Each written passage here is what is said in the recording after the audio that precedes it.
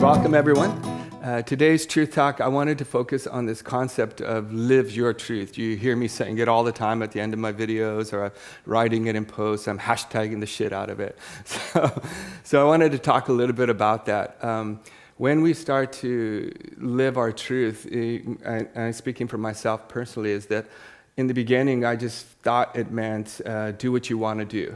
You know, whatever comes up for you and you want to do it, like fuck everyone else, you're going to do what you want to do.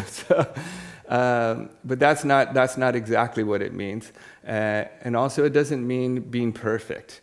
When I first started my yoga journey, and especially as a teacher, I thought I had to be this perfect being, this person who didn't feel this or didn't think that, who didn't do this, didn't do that, who doesn't eat that or doesn't eat this.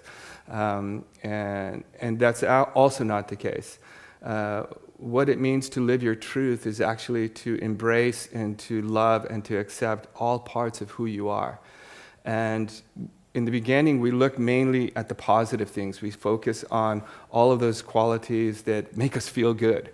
But there are a lot of things that come up when we get stressed or we are challenged in some way, or somebody or something triggers us. Something rises to the surface.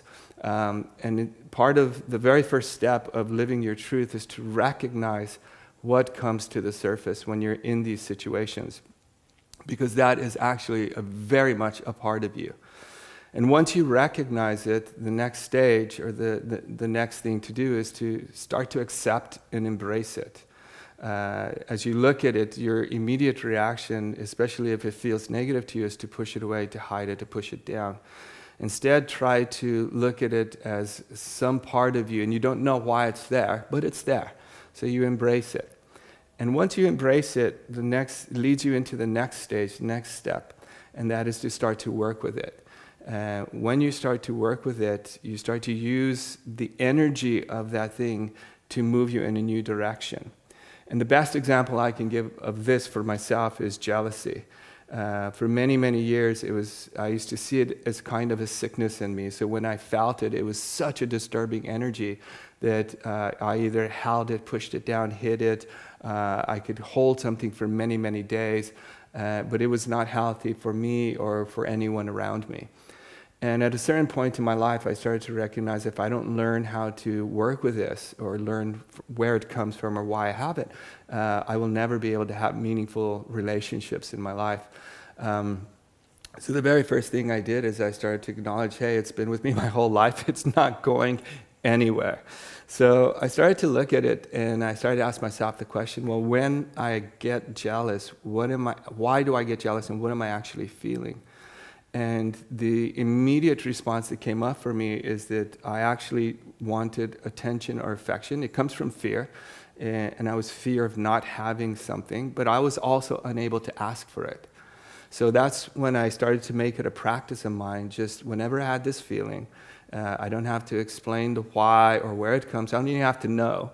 But I would immediately use it as a sign that I need to ask for what I want. And so anytime I felt that feeling, I would just say, hey, I need a hug.